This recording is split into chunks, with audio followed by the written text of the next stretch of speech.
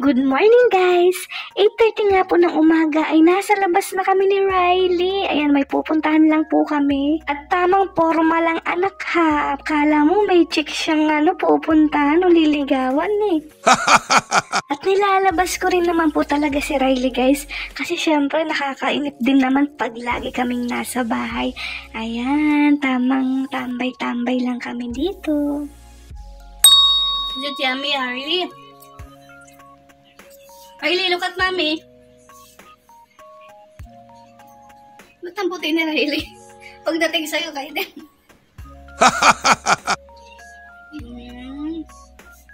9:30 na nga po ng gabi dyan. Ayan, nagutom po kami. Ang sabi ni Daddy ay mag-steam ako ng siomay. Ang nabigay nga po pala ng siomay na yan ay si Jenny. Salamat, Jenny. Ayan si Riley, nililibang-libang niya lang po yung sarili niya dyan.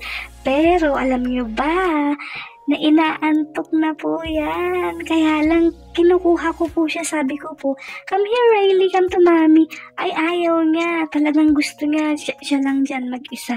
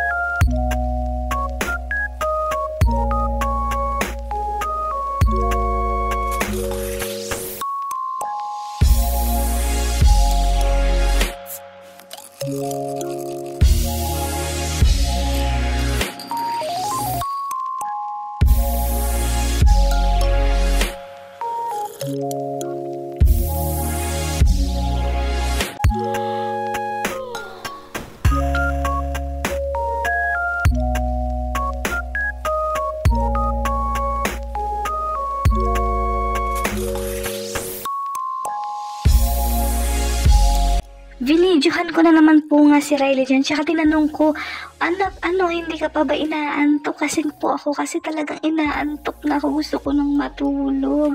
Ayan nga, maya-maya ay tumabi na rin siya sa tatay niya. Ayan, parang inaantok-antok na rin siya dyan, guys. At ayan, sinilip ko. Natulog na rin ang baby ko. O, diba? Hindi ka rin nakatiis. Nakatulog ka na rin. Napatulog niya po yung sarili niya, guys. Tuwang-tuwa nga ako dyan guys kasi nga hindi na ako mahihirapang patulugin siya kasi nga napatulog niya na yung sarili niya.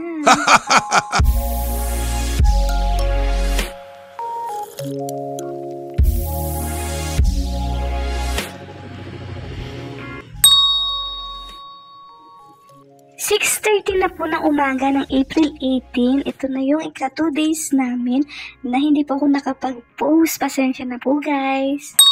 Maaga ko nga pong pinaliguan si Riley kasi maaga rin po siyang nagising. Ayan, at maya-maya nga ay nakatulog naman po siya ulit. Siguro na preskuhan po siya guys. At ayan, syempre, fast forward po tayo. Hindi po ako ganong nakapag-video guys kasi nga medyo masama po ang pakiramdam ko. Ayan, tamang pakain lang kay Riley guys. Ayan, isda lang naman po yung ulam niya. Medyo nahihirapan nga rin po akong pakainin ng kanin ngayon si Riley guys. Ang gusto niya kasi ngayon ay puro dede. Sobrang lakas nga po yung dumede ngayon guys. Pero syempre dahil sa nanay ka, hindi mo naman matiis yung anak mo. Kaya talagang tinatsaga ko na lang din po siyang pakainin siya. Minsan nga nag-aaway na rin kami kasi nga minsan niluluwa niya yung kinakain niya, yung pagkain niya po. Bali, ayan guys, galing nga po ako ng kapilya, sumamba po. Ayan, dumiretso po ako ng Visayas. Bumili po ako ng favorite ni Daddy, yung lugaw. Tapos bumili na rin po ako ng Mr. Donut, yung Riley. Yan nga po pala yung favorite ni Riley, yung Choco Glaze. Yan. Maya-maya nga rin po ay pumasok na rin kami ng kwarto nila Daddy. Ayan, kasi oras na ng pagtulog namin. Ewan ko lang kung makakatulog na po ito kaagad tong batang makulit na to.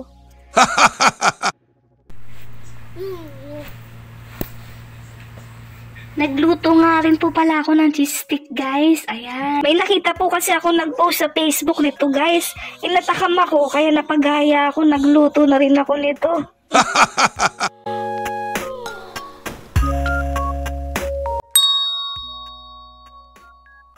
Wow! It's Friday! 8:30 nga po ng umaga, guys, ay lumabas ulit kami ni Riley. Bali, nakasakay po kami ng tricycle ngayon dyan. Pupunta po kami sa aming pupuntahan ngayon. Huh? Gustong-gusto pa talagang bumabiyahe yan ni Riley, guys. Ewan ko ba kung anong meron sa pagbiyahe. Kahit mainit, ay sasama pa rin talaga itong batang ito. Makagala lang talaga.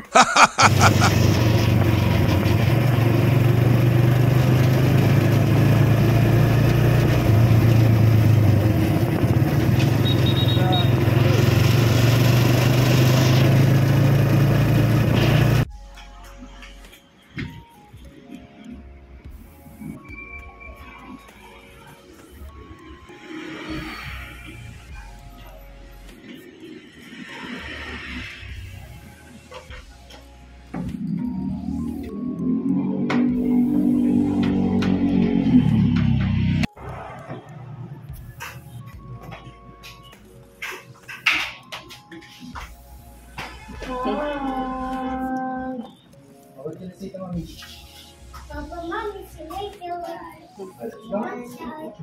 good morning.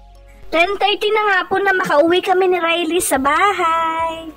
At mukha ngang na-miss ni Riley ang aming bahay.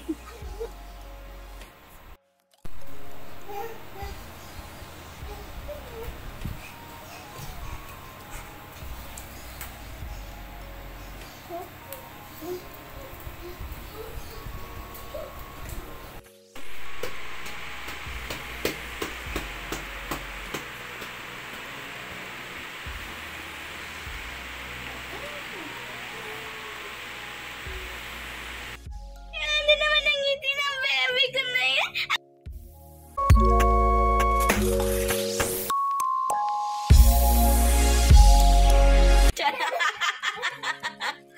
Good morning! Baby loves love! Achoo! Kaya habang naman ng baby ko. Good morning! Kiss na mami na, oy! Dito na po namin end ang aming video, guys. Maraming pong salamat sa inyong panonood. Mag-ingat po tayo palagi. Bye-bye! Babawi po tayo sa mga next videos po natin, guys. Bye!